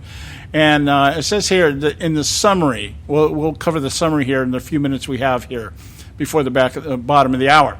Former Secretary of State Hillary Clinton has said that her decision to use a private email account and server for government business while Secretary of State was allowed by the State Department. She has said, my predecessors did the same thing and insisted she fully complied with every rule in preserving her work emails. We have taken issue with those claims, and now so does the State Department Office of Inspector General, which issued a report on May 26th that contradicts several of Clinton's claims about her emails. The IG report cited department policies dating to 2005 that required normal day-to-day operations to be conducted on government servers, contrary to Clinton's claim that her server was allowed. It also said she had an obligation to discuss her email system with cybersecurity officials, but there's no evidence that she sought or received their approval. And as we said earlier, they said had she done so, they would have said no, not allowed. And then when you mentioned the fact that she had a private email server, you were told to never mention that again. Right, yeah, that's the way it went down. When some of the people in the State Department said, hey, this doesn't sound right, this doesn't look right, we ought to check, they wwere told to shut up and not say anything about it. It's okay, it's been approved, don't mention it again. That's what they were told. Now, it goes on to say here that the IG report said Clinton should have turned over her emails before she left office, not 21 months after she left. She did not comply with the department's policies that were implemented in accordance with the Federal Records Act. We just read you that. Comey said the same thing, that she did not do what she was supposed to do the way she was supposed to do it according to regulations. Clinton has said her emails were captured and preserved immediately on the system at the State Department because she emailed department officials at their government accounts. The IG report said that is not an appropriate method of preserving any such emails that would constitute a federal record. Now, what am I doing here? I am echoing exactly what James Comey said he found, or the FBI found, exactly, almost word for word, in the fact that she did not notify the proper authorities. The proper authorities said they would not have approved it. She didn't turn over her emails right away. It was 21 months before anybody got those emails, and it was only because people started asking for them. And she had no intent to break the law. Yeah, no intent to break the law. And that she had followed the rules in preserving these emails by copying them to other people within the department. And I guess thinking, well, by doing that, we got a record of it somewhere. Yes. Okay. Yes. And to bring other Secretary of States, the other Secretaries of States had private email accounts, They did not have private email servers. Right. Right. Now, this is a funny line here. We'll leave this before we go to the break here. Brian Fallon, a Clinton campaign spokesman, told us that even though the IG report contradicts Clinton's past statements, that doesn't make her statements untruthful. There's liberal speak for you. Just because I got caught in a lie doesn't mean that I was actually lying. Okay? We got to go to break. When we come back, we'll have a little fun with this when we come back. Stay with us right here at the Conservative Syndicate.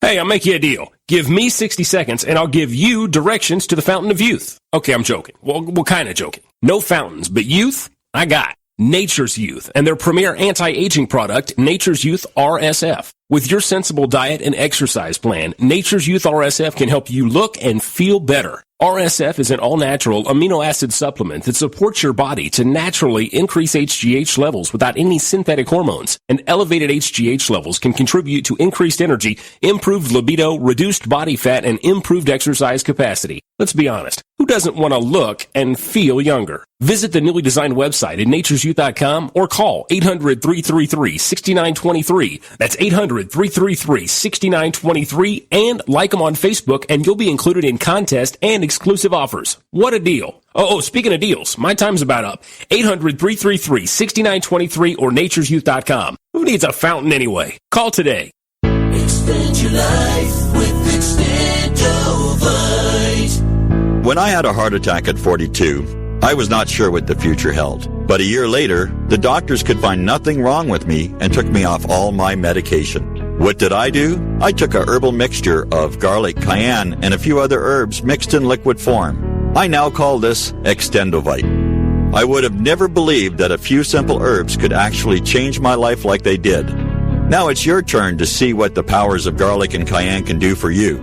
For only $69.95 plus shipping and handling for a 2-month supply of either capsules or liquid, you too can begin on your path to better health. For more information, call 1-877-928-8822. That's 1-877-928-8822. Or visit our website at heartdrop.com. Extend your life with Extendovite. I've owned my company for 14 years now, and I can tell you that payroll is a 4-letter word. I hate doing it. It eats up hours I don't have, and it costs me money I could be saving. But my accountant's too expensive, and I'm not sure who to call, but I know I need help. We're Paychex, and we take all the hassles out of small business payroll. We save you time and money. It's easy. Call, fax, or give us your payroll information securely online, and we take care of the rest. We calculate the correct taxes, manage payments and direct deposits. We even send out your checks. Payroll doesn't need to be a 4-letter word anymore. We're so sure that we can save you time and money that we'll give you a month's payroll free. Just for calling 877-663-3830. Get 1 month's payroll for free. Call Paychex right now. 877-663-3830. That's 877-663-3830. Hey, I don't back anybody unless I believe in them. And I do believe in the value of investing in gold and silver. And the company I trust to buy my gold and silver from is Swiss America. I've been working with them for nearly a decade. I trust them, and you can too. Swiss America will help you sort through and find the best options available when you're considering investing in gold and silver coins. Listen, for over 30 years, Swiss America has been offering Americans what they want in their investments: safety, liquidity, quality, reliability, and a potential profit. Gold and silver have a place in every investor's portfolio. So, why not let Swiss America help you diversify your investment portfolio now? Call now for free information. 800-978-3907, 800-978-3907, 800-978-3907, 800-978-3907. Hey, Bugsy, you hear the news about Vinny? Yeah, it's a real shame he owed money to the IRS and they finally caught up with him. Just like Al Capone. If the IRS can get to Capone, imagine what they can do to little old Vinny, huh? Poor cat, he was on top of the world, then bada boom, bada bing. What Vinny needs now is an offer he can't refuse. Hey, you got a tax problem? Does the IRS claim you owe them a bunch of dough? They can get you too. So call the tax relief line now and learn if you qualify to negotiate your $10,000 plus IRS tax debt for up to a 75% savings. Don't be like Al or Vinny and get busted. Make this free call now. Learn how you may be able to pay the IRS less. Call now. 866-657-8474. 866-657-8474. 866-657-8474. 866-657-8474. All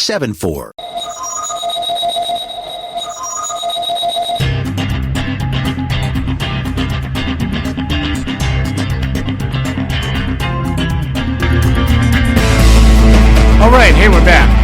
The Conservative Syndicate, Real Conservative Talk from Real Conservatives. Visit our website, theconservativesyndicate.net. Pick up this show, any of our shows, find out whatever you want to know about this show, our people, that our panel members, what we do and why we do it. Theconservativesyndicate.net. Now, we're gonna kind of close this part of it up here, but Joe just brought something up to me during the break here. I think it's worth mentioning here, and we'll take it from James Comey's comments about the hacking of the server. I try to keep it to her major, Hillary Clinton's major talking points. There wasn't too many times that Hillary Clinton was approached about the possibility of her server being hacked. Now, there were other people that were approached about it, and particularly Barack Obama. And I think in light of what happened, or the statements made by Comey and the IG, I think that's worth bearing out here, that Barack Obama is making some pretty heavy assumptions on his part, as well as everybody else in the Clinton campaign and all her cronies and allies, as to the fact that she really didn't do anything wrong. See, that's what's so irritating about all this, is that there's two aspects of it, actually. One, she doesn't think she really did anything wrong, because after all, everybody else was doing it. That's one of the things the IG pointed out. No, not everybody else was doing it. They said Colin Powell did it, but he didn't do anything on a private server. He had a personal email address, and they found that, a couple of times he had transacted business, but nothing with classified information. The accusation was thrown at Condoleezza Rice, and it turns out that no, she never used a private email or a private email server. The difference between Clinton and everybody else was she used a private server. Yes, and she did it before she ever started in the State Department. Right, and she did it. She knowingly and willfully went into that position with her private email server in tow, knowing that and the reason why is because she did not want to be seen. She didn't want her emails to be seen. Yeah. Period. And Huma Abedin even gave that information in her deposition. Hillary did not want anybody to have access to her emails. Period. Now she was more like, I don't want people checking my personal emails, but that doesn't exclude the truth that she decided to combine business with personal. Yes. Why do you have a private email server knowing that you're going to be the head of the entire Department of State for the United States government, and you're going to conduct all your business on a private email server? Yeah. Really? Yeah. And not really thinking that you're going to be held accountable for it? Well, that she always thought anyway. Yeah. But I want to go back to the statement that I made just before the break here. Okay. The Clinton campaign spokesman, Brian Fallon. Yes. After the IG report came out and contradicted everything Hillary had said in terms of her complicity with rules and regulations, her transparency, all the other things. I'm still trying to figure out what transparency means in liberal speak. I guess that means that transparency means you'll never see what we're doing. Okay, that kind of thing. That could be. Okay, but he said that even though the report contradicts what Hillary Clinton has claimed, that doesn't make her statements untruthful. Okay, now I want to. Now, it's also important to understand here. Brian Pagliano claimed 125 times he took the fifth. Yeah. Hillary Clinton refused to meet with the Inspector General. Refused. Yes, absolutely. Okay. In fact, during Hillary Clinton's tenure at the State Department, there was nobody performing the duties as Inspector General. She never appointed one. Yeah. Now, what Hillary responded here, in relation to the IG report, was that she believed that her use of a private server was allowed. Okay. But in her talking points, it was like, I didn't do anything that was any different than anybody else, and I got approval. It was approved, okay. But her response was, "Well, that's what I thought happened." Well, there was nobody there to say anything different. As I just said, there was no IG in place during her tenure as head of the State Department. Yeah. There's no IG there for the time she was there. Yeah. Now, let me go on with this next comment comes out of Brian Fallon here, because this is the one that people should really contemplate before you mark your ballot in November. It did not occur to her that having it on a personal server could be so distinct that it would be unapproved.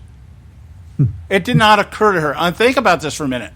The head of the State Department, one of the most,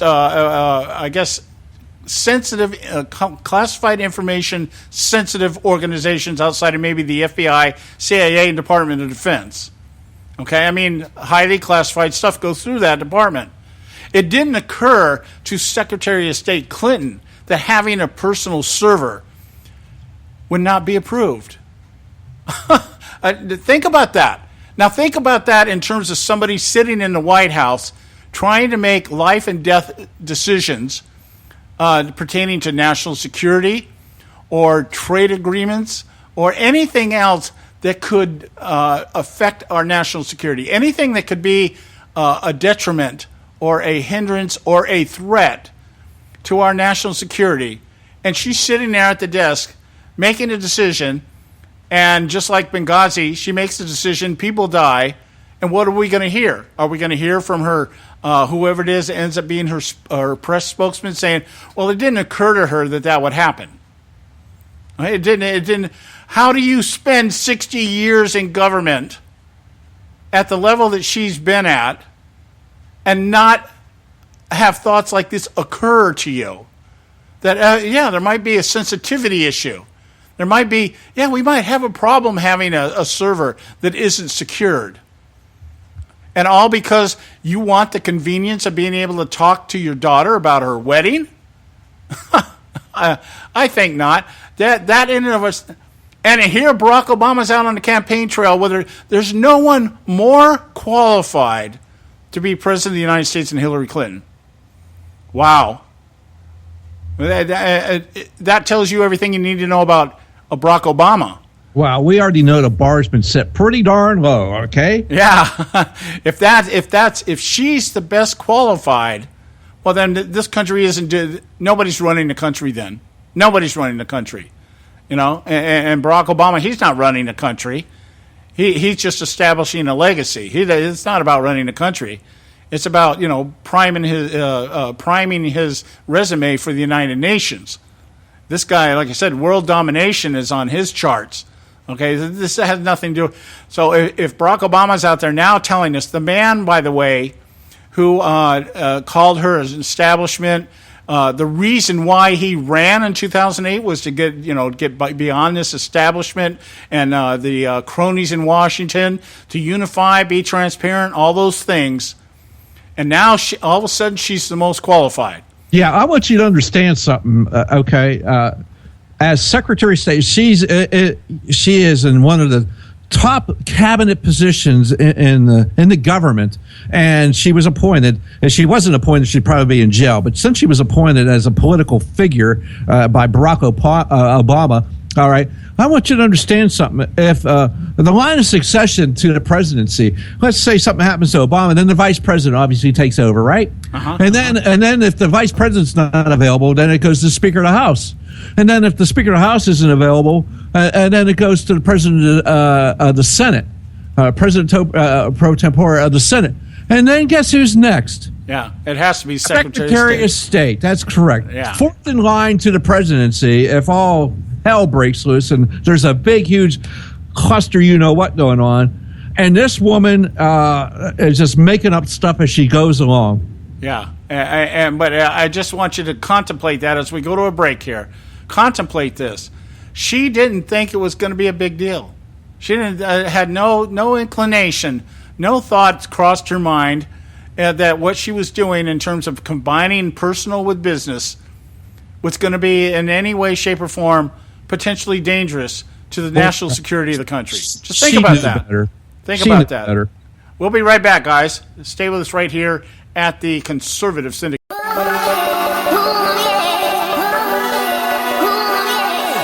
You can catch all our archives at theconservativesyndicate.net. The Conservative Syndicate. Real conservative talk from real conservatives.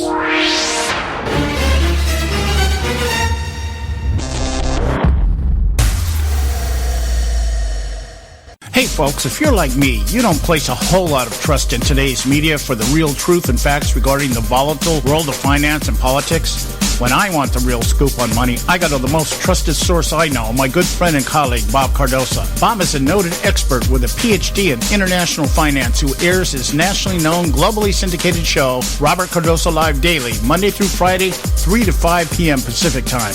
With Bob, you get the right information at the right time from someone who knows his business and can help you make the right decisions concerning yours. Again, Bob airs daily, Monday through Friday, 3 to 5 p.m. Pacific Time. Visit his website at robertcardosolive.com for information regarding stations and topics. That's robertcardosolive.com. Check Bob out. You'll be glad you did.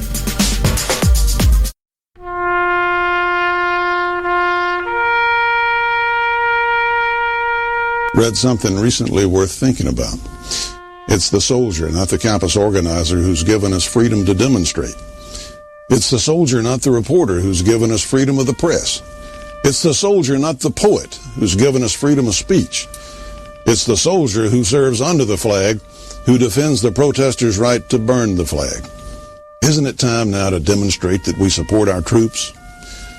Were it not for the brave, there'd be no land of the free. Fred Thompson's message was brought to you by citizensunited.org.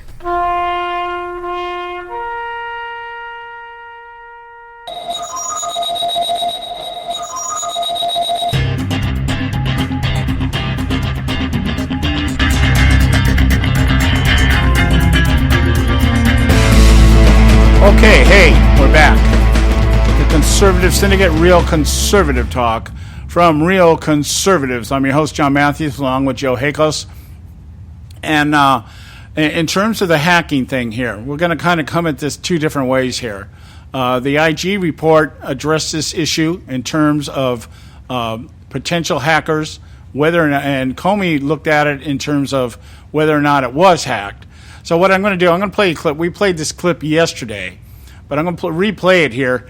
This is James Comey, FBI director, commenting on the potential possibility and probability that Hillary Clinton's email server was hacked. While not the focus of our investigation, we also developed evidence that the security culture of the State Department, in general, and with respect to the use of unclassified systems in particular, was generally lacking in the kind of care for classified information that's found elsewhere in the U.S. government. With respect to potential computer intrusion by hostile actors, we did not find direct evidence that Secretary Clinton's personal email domain, in its various configurations since 2009, was hacked successfully. But given the nature of the system and of the actors potentially involved, we assess we would be unlikely to see such direct evidence. We do assess that hostile actors gained access to the private commercial email accounts of people with whom Secretary Clinton was in regular contact from her personal account. We also assess that Secretary Clinton's use of a personal email domain was both known by a large number of people and readily apparent. She also used her personal email extensively while outside the United States, including sending and receiving work-related emails in the territory of sophisticated adversaries. Given that combination of factors, we assess it is possible that hostile actors gained access to Secretary Clinton's personal email account. I don't know how much more damning you can get than that. You know, other than saying, yeah, we have evidence that it was hacked. And I'm still wondering, well, what happened to Guccifer? He's dropped off the map. I haven't even heard about this guy. So, I'm not really sure what's going on here, but the idea, what he basically said was, we have every reason to believe that she was hacked. We just can't prove it because, well, when you have, a lot of hackers, you never know who they are. Well, and if you're good at it, you're not going to leave any trails and traces that you did hack the individual's email accounts and or server.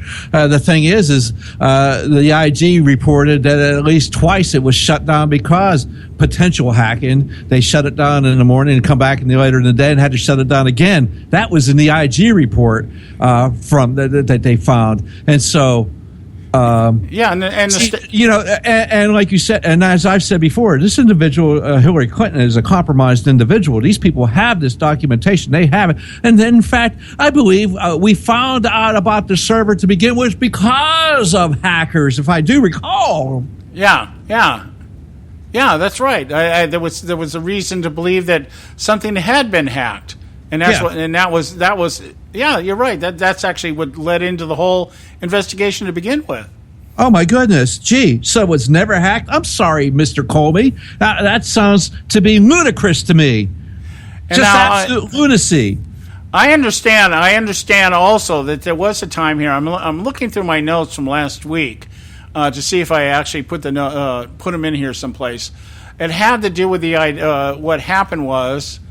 I remember the article. I'm trying to find it here and see if I just find it amazing that we have this individual that was obviously working using this unsecure email server when in the territory of sophisticated adversaries, to quote Comey, and we're worried about Donald Trump and a Star David tweet. Yeah, are you kidding me? Which one of these two are more serious? Right, and which one of these two are going to be the most dangerous in terms of getting in office and just thinking basically, hey, you can do whatever you want. You can just, that's no big deal. It's no big. If I want to break the rules, I can break the rules.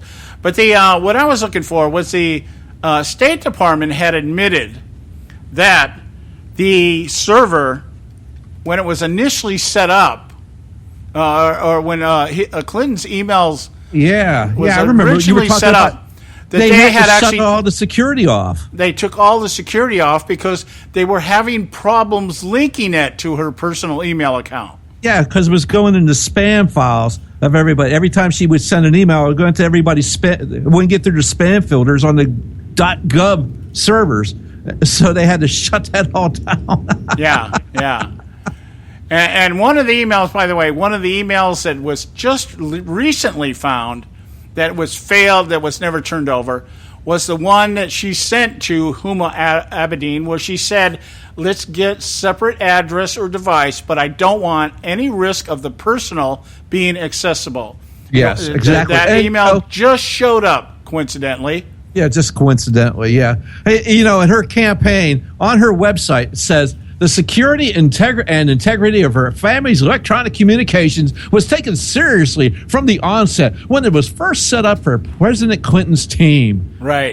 Really? Okay. Here it is. I found the article. This was published by PJ Media on June 22nd, written by Deborah Hine. Report, key security features were temporarily disabled on Clinton's email server. New emails released Wednesday, this is June 22nd, so it's about 2 weeks ago, reinforced the public perception that Hillary Clinton cannot be trusted because her unsecure email system, while Secretary of State, endangered national security. According to the emails released under court order to Judicial Watch, State Department staffers temporarily disabled security features on the government's own system. They disabled security features on government system in December of 2010 to mitigate a serious technical problem that affected emails from then Secretary Hillary Clinton's home email server.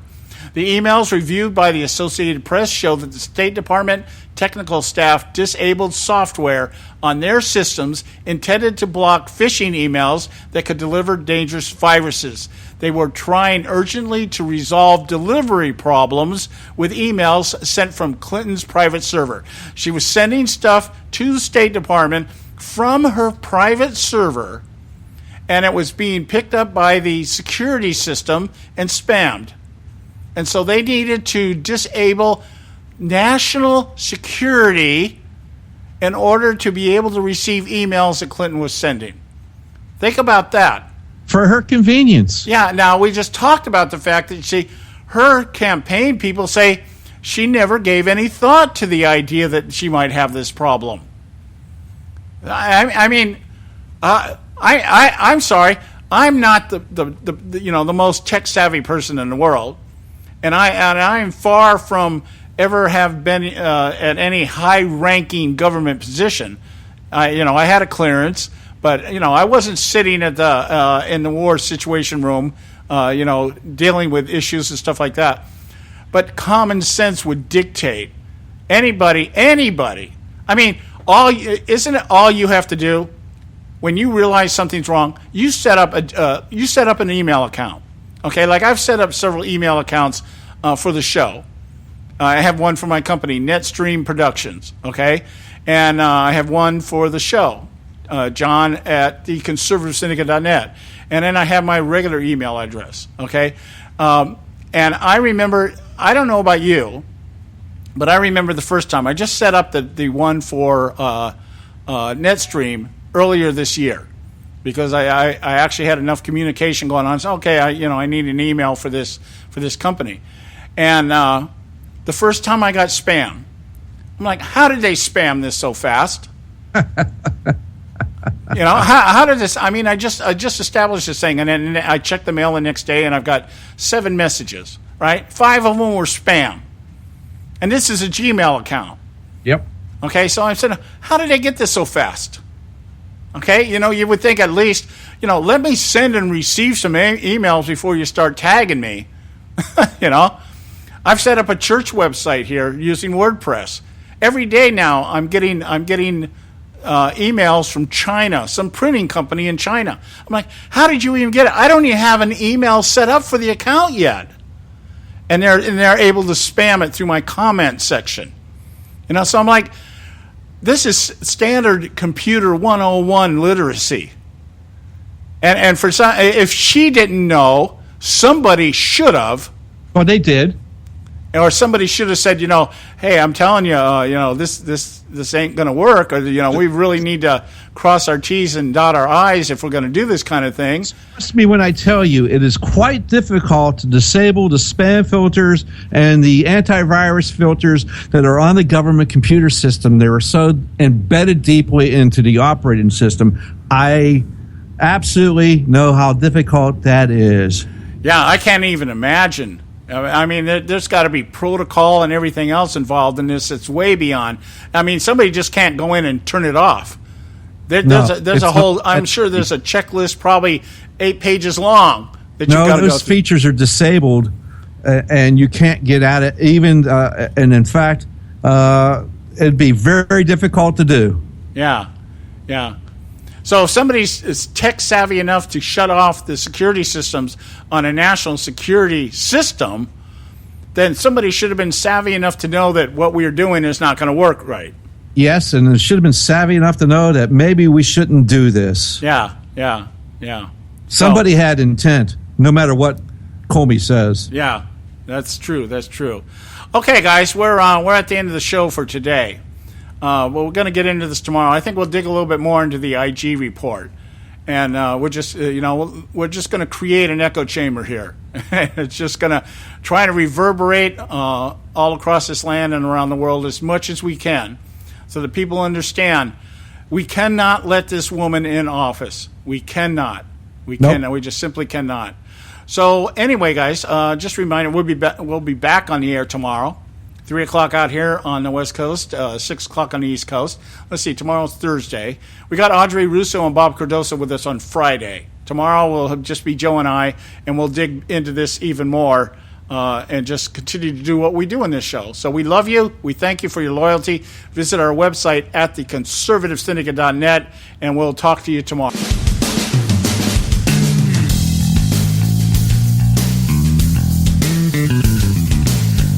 Thanks for tuning in to this edition of the Conservative Syndicate, the nationally acclaimed, globally syndicated, politically incorrect talk show that seeks to tear down the imaginary wall of separation between church and state.